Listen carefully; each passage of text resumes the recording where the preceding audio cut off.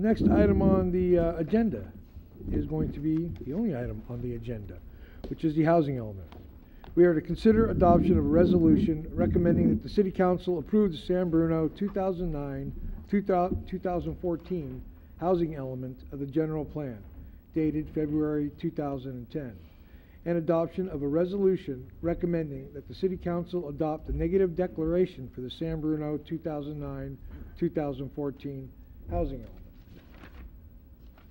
And that is it. Staff report or Mark? I'm gonna let Mark Sullivan take this one. He's been the project manager for this project. Absolutely. Okay. Good evening, Honorable Chair, Planning Commissioners. As you mentioned, we're here tonight to review the housing element update, and I'm going to briefly go through the process that we've been through over the last year, almost year and a half, in preparing the housing element and getting it through the State Housing and Community Development Department for review and various revisions that we made in response to their comments. Staff and Diet and Bhatia, who's the city's consultant, have been working on this housing element, as I mentioned, for the past year or so. And as you know, the housing element is one of 7 required elements of the general plan, and it must be updated and certified by the State Department of Housing and Community Development once every 5 years. San Bruno's last housing element was adopted in 2003, and the state granted an extension for this housing element. So all cities in the Bay Area are on the same cycle. They're all doing the same process as we are. The city has prepared a negative declaration for the environmental review of the housing element update. Since the housing element is consistent with the recently adopted general plan update and its environmental impact report, no significant impacts associated with this update were identified. The city has the appropriate zoning for the properties listed on the housing sites inventory, which is in Chapter 4, to meet the city's regional fair share of housing allocation of 973 units between 2007 and 2014. Therefore, staff concluded that an initial study and negative declaration would be the appropriate level of environmental review, and this is typical of housing element updates. The negative declaration was circulated for a 30-day public comment period that ended on February 21st, 2010. There were no public comments, and there were two agencies provided comments. One was from CCAG, acting as the Airport Land Use Commission, which determined that the housing element, like the general plan, is in compliance with the San Mateo County Comprehensive Airport Land Use Plan for the San Francisco Airport area. The draft housing element was submitted to HCD, which I'll use that for Housing and Community, the State Department of Housing and Community Development, for required review last September, and HCD provided their comments in a letter in November. Staff addressed all of HCD's comments, and after receiving input from the City Council, submitted a second draft housing element to HCD in January. HCD's November comment letter requested a number of revisions in order for the housing element to comply with state law. Most of the comments were in 2 areas.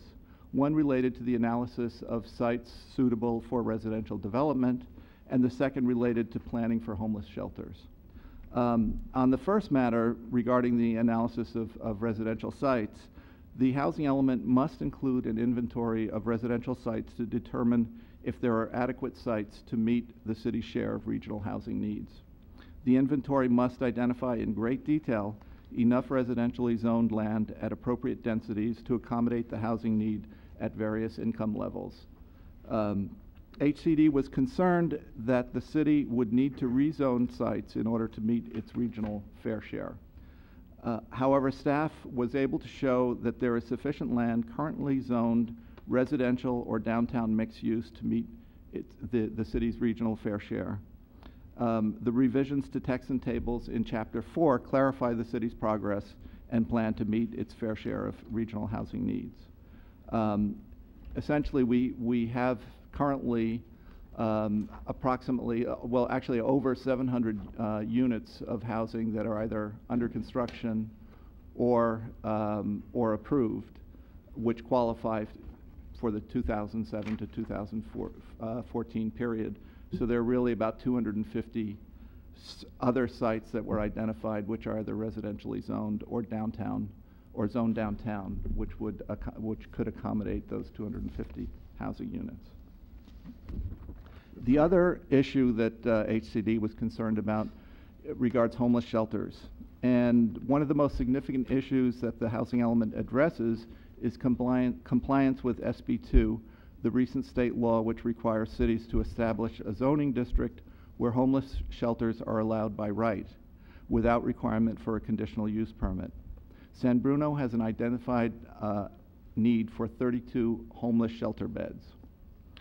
Program 6D in the housing element identified the general plan transit-oriented development area as the appropriate zone within which to locate homeless shelters because of its access to public transportation and services. However, HCD was concerned that the 10-bed or less limit on the size of an individual facility, which was included in that housing element program, would be a constraint on the development of homeless shelters. Staff consulted with homeless shelter providers, and indeed a 10-bed homeless shelter would be almost impossible to build because it would just simply wouldn't be financially feasible and it wouldn't be economical to run. The program was revised to remove the 10-bed limit with the support of the City Council. The element also states that the city will consult with homeless service providers to develop appropriate and reasonable standards for homeless shelters as part of the zoning code update. So that process will occur during the zoning code update, and you will also be involved in that.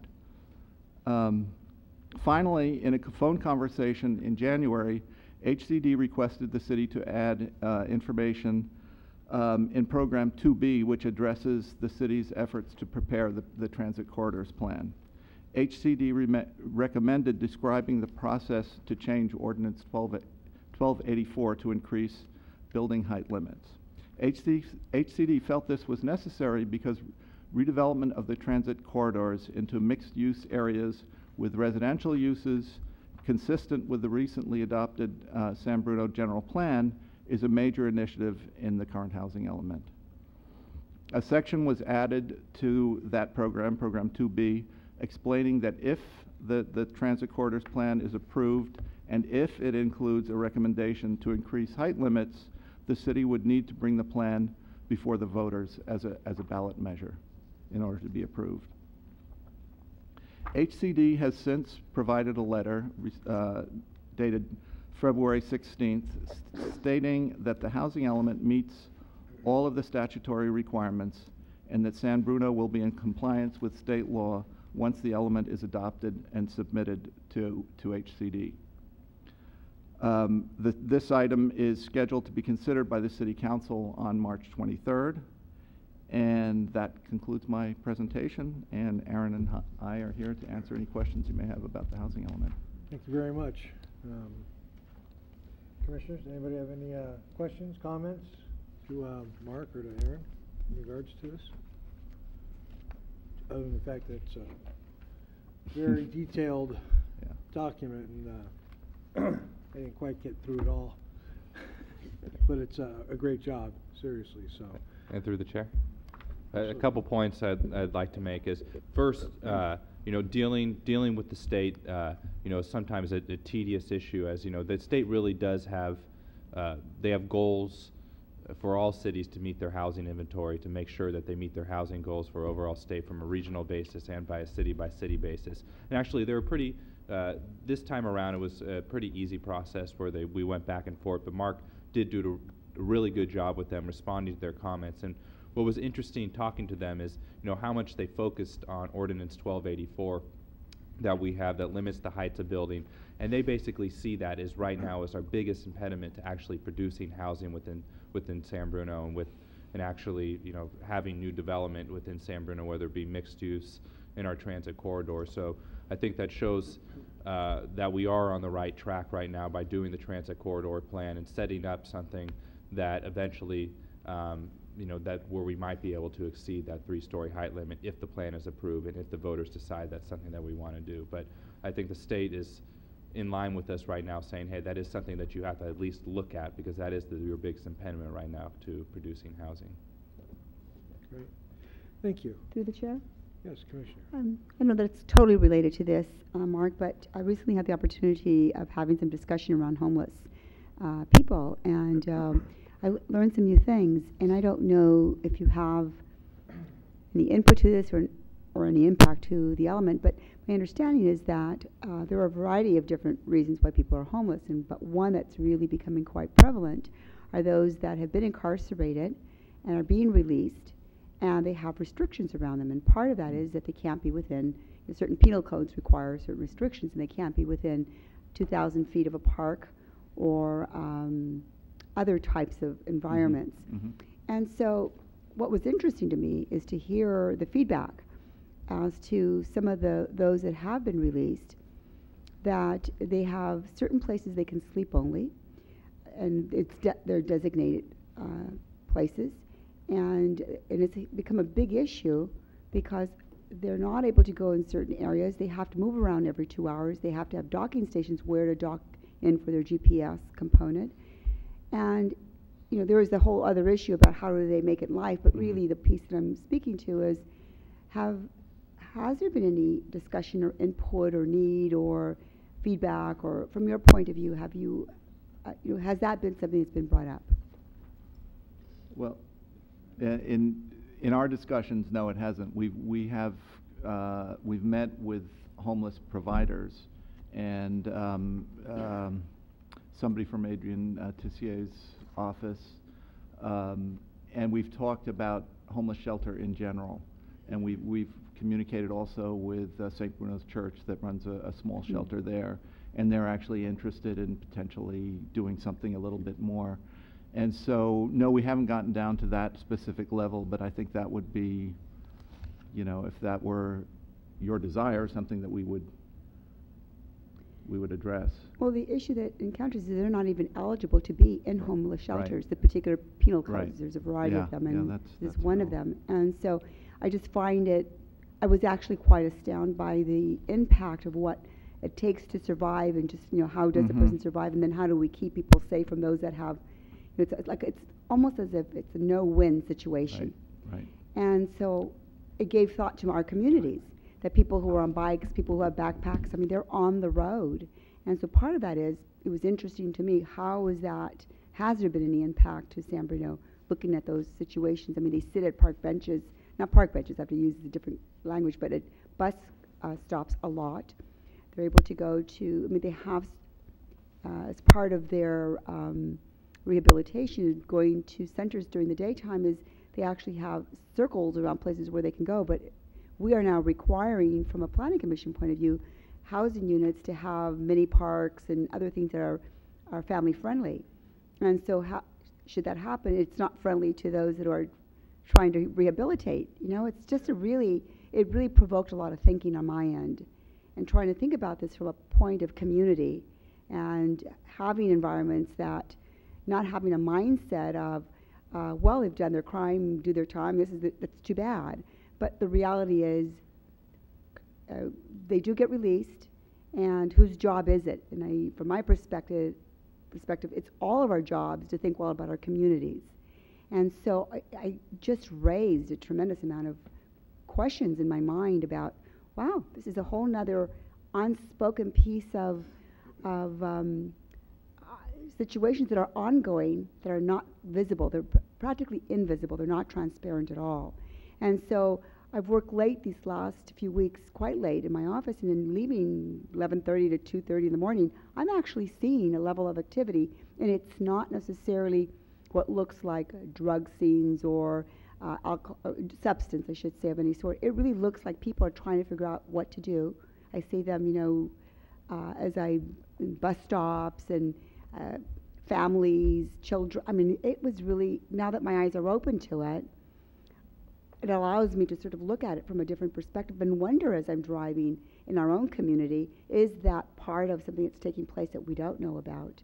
And maybe the police department might know some components. I don't know, but I couldn't help but think about that as we're looking at the housing element. And as I was looking this back in my office, I mean, I didn't read every single word detail for detail, obviously, but it certainly raised for me that level of thinking about our communities and you know, would like to save the world, but the reality is, you know, we have to start one person at a time. And so anyway, that was my interest in sort of getting your feedback or your input. Had you had any experience or any input or any awareness of these situations?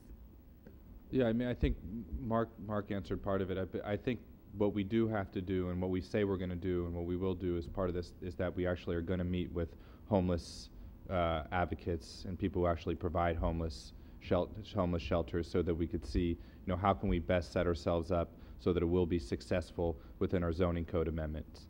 So as we're doing this comprehensive zoning code, that's how we're actually going to implement the housing element policy. So you will get a chance to see it at that point, and things like radiuses, things like exactly where they're going to be sited will come up during that point. But in the meantime, what we're going to do as staff is actually talk to people who produce homeless housing to get the best possible input to give to you. Okay, I'd love to be informed about those pieces. I feel an interest in looking at what that looks like, and because in my line of business, I have had families who've been homeless and have lived in cars, and I just didn't realize the levels of complexity around some of these. You know, you think of homeless not having a place, but it's actually driven by other things that are beyond their control, and those that are trying to figure out to be successful have limitations. And so I'm interested just to see, to be more informed and educated around that, just because of my involvement in community and family. It's really important to me. So I'd appreciate being informed as those come out. Thank you. Thank you, Mary. That was some good points. Anybody else have any questions or concerns about this? I don't see any, so Aaron, I think we should move on to, I guess we need to have a motion. You set the motion to set the, and after you get a motion in a second, I'll do a roll call. Do a public comment? Well, you know what, Commissioner Mishra, that's a good point. I guess I actually should open it up to the public. Public comment, seeing there is none, I will open it and close it. How's that? Robert's Rules of Order. Okay. So, we need to get a motion.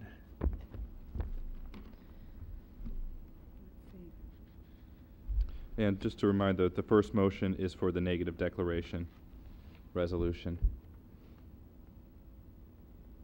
Through the chair, I'll attempt it. Commissioner Johnson. I move that the Planning Commission adopt a recommendation to move forward to the City Council for the approval of the San Bruno 2009, or I should say 2009 and 2014 housing element of a general plan dated February 2010, and adopt resolution recommending that the City Council adopt a negative declaration for the San Bruno 2009-2014 housing element. Second. That's a second. Okay, there is a motion and a second on the floor. Roll call. All right. Commissioner Smoot? Aye. Commissioner Marshall? Aye. Vice Chair Peterson? Aye. Chair Chase? Aye. Commissioner Mishra? Aye. And Commissioner Johnson? Aye. Motion passes 6-0. Thank you. That's pretty much it. So there's one more reso. Oh, did I miss that? Isn't there? There's two. Yes, there's one for the, what you have to do is you split them up. The environmental review is one resolution, and then the housing element itself is the second resolution. Okay, sorry about that. One is attachment D, Through the chair. and then there's E. Commissioner Peterson. I move Did I miss that the commission adopt the resolution recommending that the city council approve the San Bruno 2009 to 2014 housing element of the general plan. Second. We have a motion and a second. Commissioner Smoot. Aye. Commissioner Marshall. Aye. Vice Chair Peterson. Aye. Chair Chase. Aye. Commissioner Mishra. Aye. And Commissioner Johnson. Aye. Motion passes 6-0. Very good.